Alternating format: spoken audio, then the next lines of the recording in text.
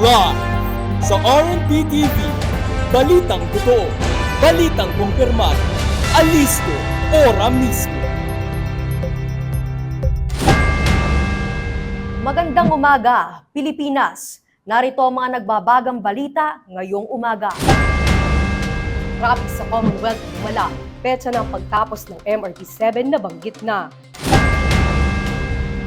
Resort sa Chocolate Hills, umani ng batikos sa social media.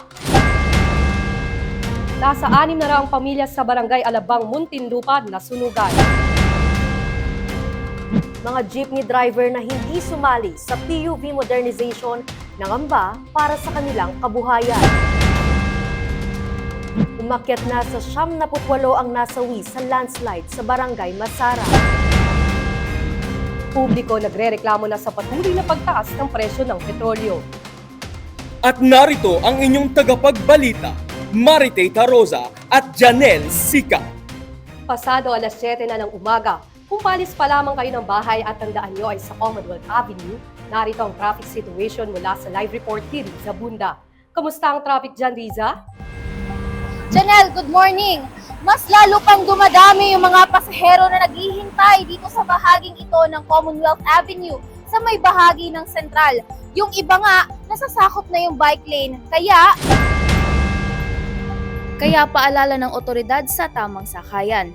Pahirapan ang pagsakay ngayong umaga dahil nakikita ko punuan na yung mga pampublikong sasakyan pagdating dito. Tayuan pa nga ang ibang pasahero sa ilang ordinary buses. Maging mga jeep at UV Express ay punuan na ang mga pasahero.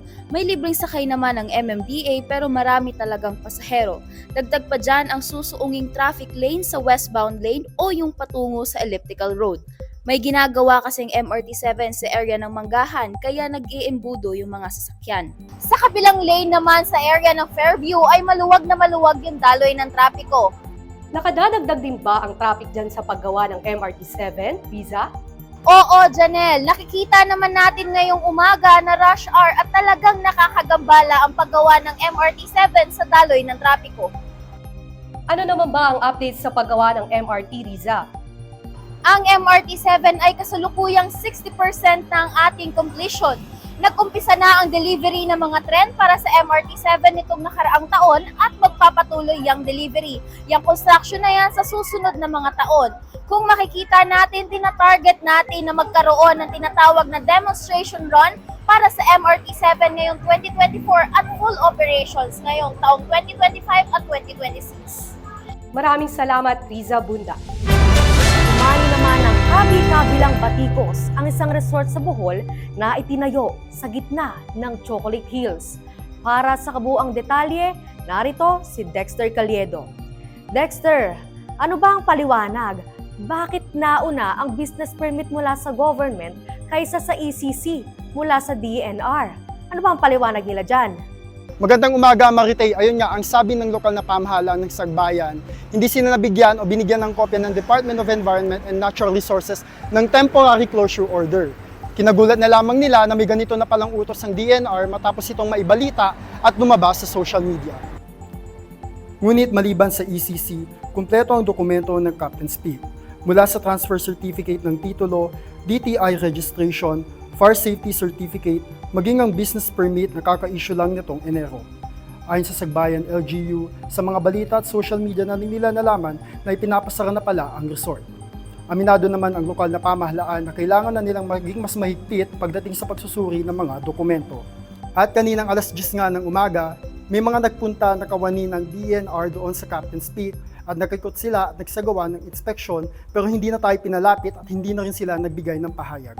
At kanina ay humingi rin tayo ng sagot o update mula sa central office ng DNR pero maging sila ay walang sagot. Mayroon na bang plano kung sisirain ba o temporary closure lang? Temporary closure pa lang, no? Pero natanong din natin na yung may-ari o yung manager ng Captain's Peak, sa ngayon ang sabi nila, ang hamon nila doon sa mga nagsasabing ipa-demolish, ang Captain's Peak ay pumunta muna para makita nila yung sitwasyon doon kung mayroon ba talagang nasirang bahagi ng Chocolate Hills at kung wala naman ay bakit daw nila kailangang ipa-demolish ito. O siya, abangan natin. Maraming salamat, Dexter Caliedo.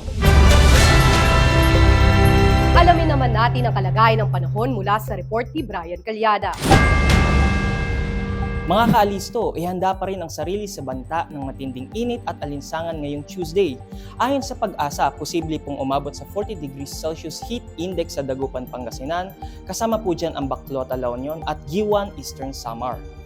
39 degrees Celsius naman sa San Jose Occidental, Mindoro, Puerto Princesa, Palawan, Vira Catanduanes, Rojas, Capiz, Cotabato City at General Santos City. Dito naman po sa Metro Manila, partikular na sa Pasay City, ay maaaring umabot sa 35 degrees Celsius ang heat index o damang init. 35 man o 40 ang damang alinsangan ay posible pa rin magdulot ng heat cramps o kaya naman heat exhaustion, lalo na po sa mga bata at may edad at may mga comorbidities. Kaya dalasan ang pag-inom ng tubig at iwasan ang magbabad sa arawan. At yan ang weather update natin ngayong araw. Ako po ulit si Brian Calyada. Nagre-report, alisto, ora mismo. Kabi-kabilang sunog sa Valenzuela. Ilang negosyo ang natupok gaya ng pagawaan ng ice cream. Habang sa Barangay Alabang, Muntinlupa, nasa 600 pamilya sa 4 na compound ang nasunugan. Para sa kabuang detalye, narito si Kian Baron. Dahil sa kitid ng mga daanan, nahirapan ang mga bumbero na apulahin ng sunog na tumupok sa 4 na compound dito sa Barangay Alabang, Muntinlupa City, kaninang alas 5 ng madaling araw. Sa pagtaya ng BFP, aabot sa 600 pamilya ang naapektuhan o mahigit 3,000 residente. May ilang nagtamo ng minor injuries pero wala namang nasawi sa sunog. Sa ngayon ay nasa evacuation center sa Pedro Diaz High School at Alabang Elementary School, dinala ang mga nasunugan. Nagbigay naman ng pahayag sa kanyang Facebook page ang mayor ng Muntinlupa City na si Rafi Biazon. Aniya, ikinululungkot niyang malaman na nasunugan ang mga kababayan ng Barangay Alabang. Agad na nagpunta ang mayor sa site ng sunog at nagpalipad ng drone para makuha ang aerial view na gagamitin para alamin ang extent ng nangyaring sunog. Nagpadala naman agad ng tulong ang pamahalang lungsod tulad ng hot meals at non-food items assistance mula sa Social Services Department. Malaking paalala ng mayor na huwag hayaang maiwan ang mga kandila, niluluto o kahit mga cellphone na nakacharge dahil pwede itong maging sanhi ng short circuit. Sa ngayon ay iniimbestigahan pa ang sanhi ng naging sunog bagamat natukoy na ng Bureau of Fire Protection kung saang bahay ito nagsimula. Paalala rin ng BFP sa ating mga kababayan na kapag may sunog ay agad pong tumawag sa kanilang mga hotline para agad silang makaresponde at maagapan ang sunog. Ako si Kian Baron para sa Alisto, ora mismo. Sa alaala na lang, muling masisilayan ang ngiti at saya ng 3 taong gulang na si Harleen Rose Gascon. Nasawi siya nitong March 8 matapos magulungan ng kotse. Hagip ng CCTV sa subdivision sa Barangay Halang, Nay, Cavite ang nangyari bandang alas 6 ng gabi noong araw na yun. Naglalaro mag-isa sa labas si Harleen. Malapit siya sa isang green na kotse na nakaparada noon nang umandar ang kotse. Natumbok nito ang bata. Umailalim ang biktima, nagulungan at nakaladkad pa ng ilang metro. Kinasuhan naman po natin siya ng reckless imprudence resulting to homicide.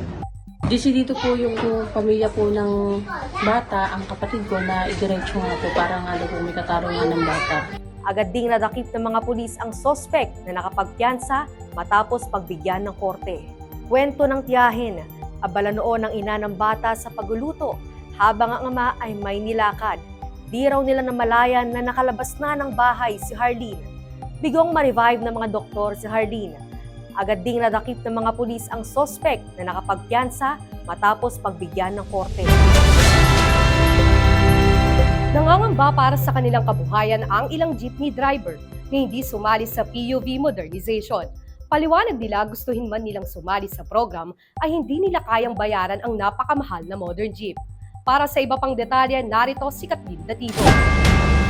Janelle, ilang driver o tsuper dito sa Baclaran ang hindi umabot sa December 31st deadline ng consolidation bilang bahagi ng PUV modernization program.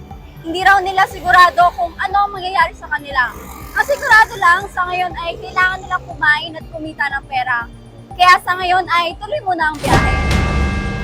Kung ang bagong taon ay may dalang pag-asa para sa marami, pangamba ang dulot nito sa maraming tsuper. Kasabay kasi ng pagtatapos ng 2023 ang deadline para makapagpasa sila ng application para sa consolidation bilang bahagi ng PUV Modernization Program. Malinaw ang direktiba ng LTFRB at mismo si Pangulong Bongbong Marcos wala ng extension. December 31 ang deadline. Sa madaling salita, pasuna ang mga prangkisa ng mga jeep sa mga hindi nakapag-consolidate, pero ayon sa unang pahayag ni Chairman Jesus Ferdinand Ortega, Office of Transportation Cooperatives, bibigyan ng due process sa mga tsuper at operator mula January 31, makakabiyahe pa rin daw sila habang binibigyan ng pagkakataon na magpaliwanag kung bakit hindi sila umabot sa deadline. Base sa datos ng Office of Transportation of Cooperatives, 70% na ang mga nag-consolidate ng kanilang mga prangkisa sa buong bansa. Pero sa Metro Manila, nasa 40% pa lang. Sa ngayon ay nasa Korte Suprema na ang posisyon ng ilang transport group at habang inaaral yan, tuloy ang PUV Modernization Program. Ito si Catherine Dativo para sa Oras. 78 ang huling bilang ng mga katawang nahukay mula sa gubuhong lupa sa Macod, Davao de Oro. Ayon sa mga otoridad, 10 sa bilang na yan ay bahagi lamang ng katawan ang nakita. 8 naman ang nawawala pa rin. Patuloy pa rin hinahanap kabilang na dyan ang residente at isang empleyado ng Apex Mining. February 6, kumuha ang lupa sa Barangay Masara. Nakatakdang ipatupad ang 10 hanggang 40 centavos kada litro na dagdag bawas sa presyo ng produktong petrolyo bukas, March 19. Alamin yan sa report ni Hana Laurian. Ang inaasahang rollback bukas sa mga produktong petrolyo na purnada at naging dagdag bawas na lang. Pero ang pakonsuelo hindi naman aabot sa 50 centavos ang dagdag presyo dahil nasa 10 hanggang 40 centavos ang itataas sa kada litro ng gasolina. May pagbaba naman ng 10 centavos kada litro ng diesel habang walang paggalaw sa kerosene. Ayon sa Department of Energy, malaking epekto pa rin sa paggalaw sa presyo ng langis ang geopolitical conflict sa Middle East at supply class cut ng mga bansang miyembro ng OPEC at pagpapaliban sa interest rate sa bansang Amerika. Ako si Hana Lauriano para sa Alisto Ora Mismo. At yan ang mga balitang aming nakalap sa araw na ito. Muli, ako si Janelle Sikat At ako naman, si Mariteta Rosa. dito sa Balitang Totoo, Balitang kumpirmado. Alisto, Ora Mismo. Magandang umaga.